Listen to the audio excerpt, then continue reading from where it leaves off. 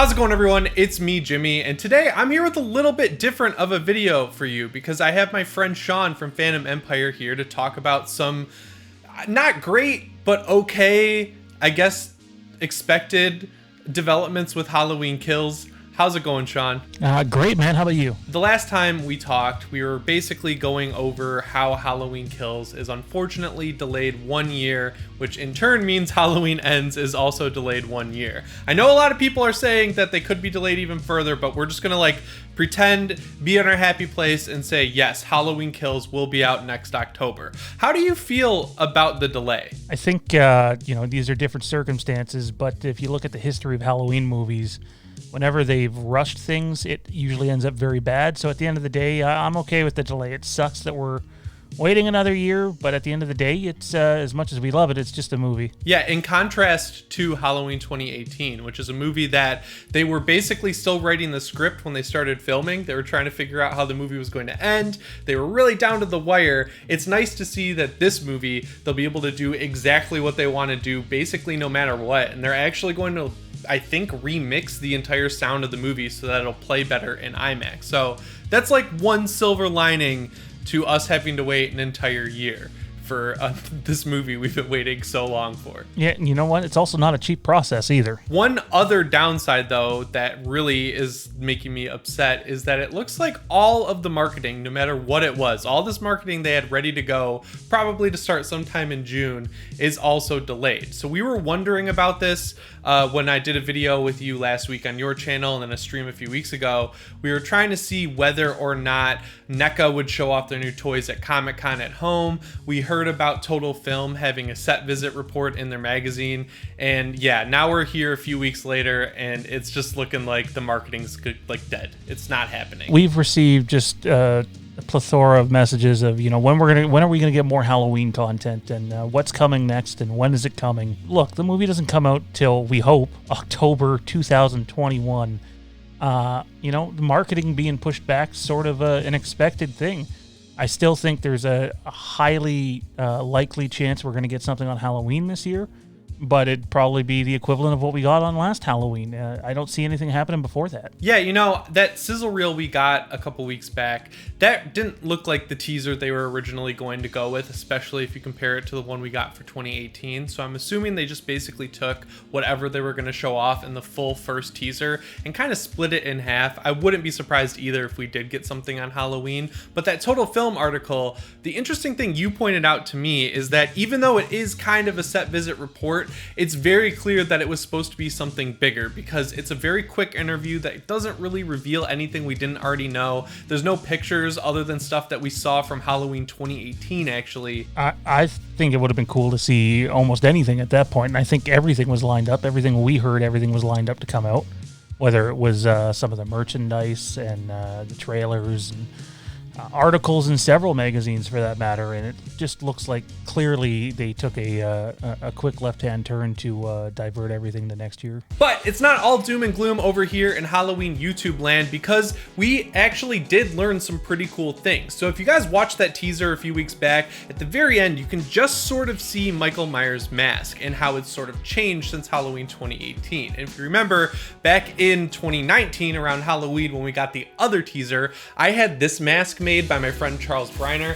You guys have seen it before if you watch that video. We were looking at the mask from Halloween 2018 and trying to think like, hey, how would this change if it was melted? And it would obviously change to the point where it melts onto Michael Myers' face. So we didn't want to do that. We also didn't want to copy Remzap, who came up with a mask concept that was really cool, where he melted half of the face. So we came up with a concept that was more of a charred look. We started with a kind of messed up version of the Halloween 2018 Trick or Treat Studios mask with the bullet hole. And the one that you're seeing on screen is what we came up with. But my friend Sean here, he has two masks that are even closer to the one that we're going to see in the final movie. So I thought it'd be sweet if you showed it off here on the channel. We have one that's close to the movie, and the other one was sort of our idea of what the mask should look like if Michael was just standing there in the fire.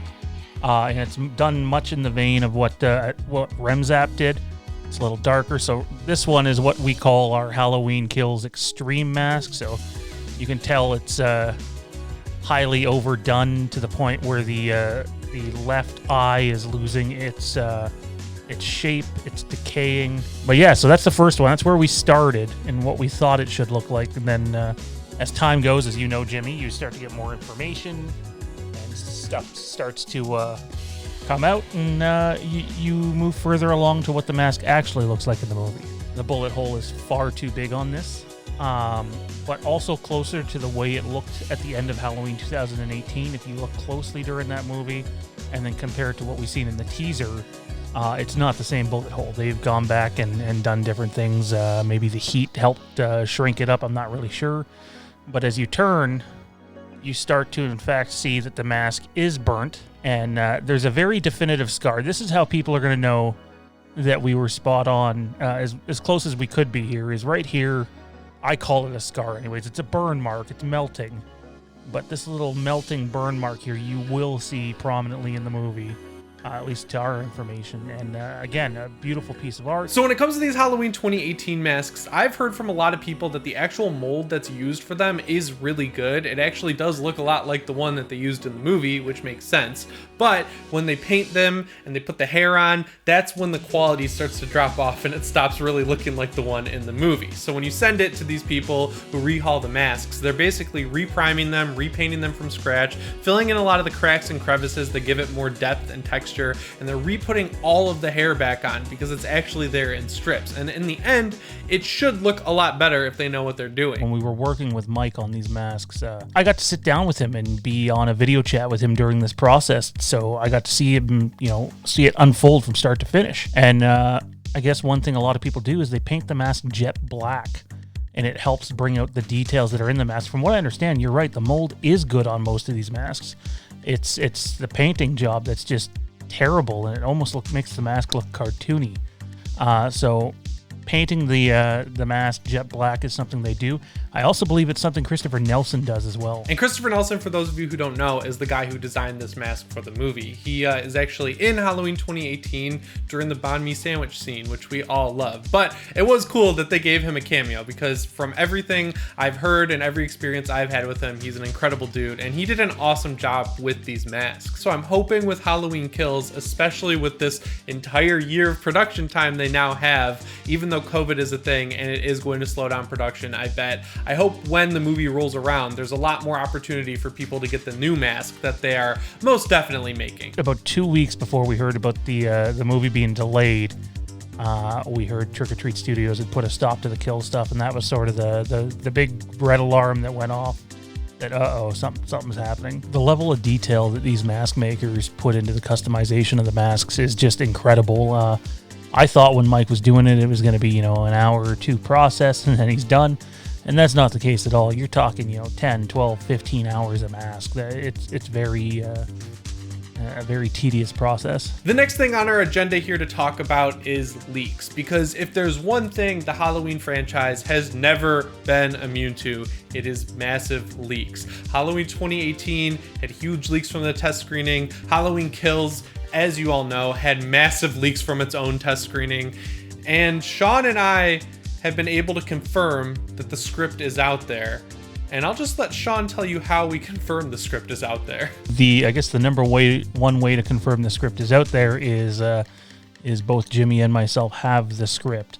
And if we have it, there's quite a few other people that likely have this thing too. So I've kind of known that there were a lot of details out there because people love to comment them on my videos, and I've seen them all over the Halloween movies subreddit. But when I heard that there was a script out there, I got to admit, I was pretty skeptical, just because I mentioned it before in videos. People reach out to me all the time with their totally real scripts, and then I take one look at them and they're fake. But Sean actually sent me the first page of his on a picture, and I took one look at it and I was like 99% positive it was real. Now, I'm not going to go ahead and spoil the movie for myself. I've only read a little bit of it just to make sure it's real. Sean, you're a lot bolder than me. You've read it, and you were telling me you like it quite a bit, right? I've had this thing for the longest time now, so it's been out there a while.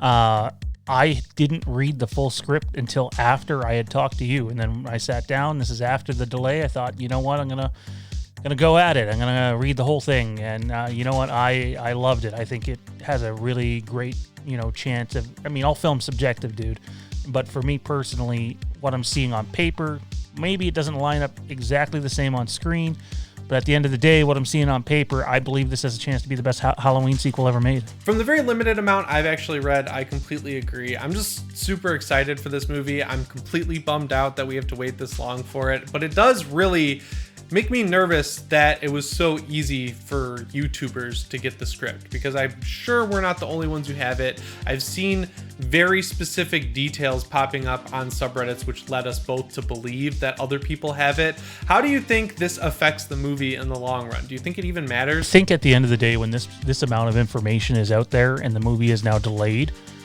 people get impatient, and a lot of people still don't understand why the movie was delayed, which is, that's an issue all on its own.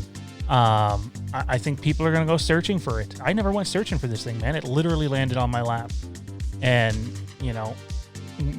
if you look hard enough, you're going to find something. So at the end of the day, yeah, I think the mass majority of people are going to know this film before they see it. So it's going to be a question of, do they like what they read enough to go see it 2 or 3 or 4 times when it comes to the diehards? So yeah, it's definitely a difficult time. This Halloween is going to be a weird one, but I'm just going to do what I always do, sit in and watch some horror movies. I might check out more of the script that you were kind enough to give to me with some nice Halloween music going on.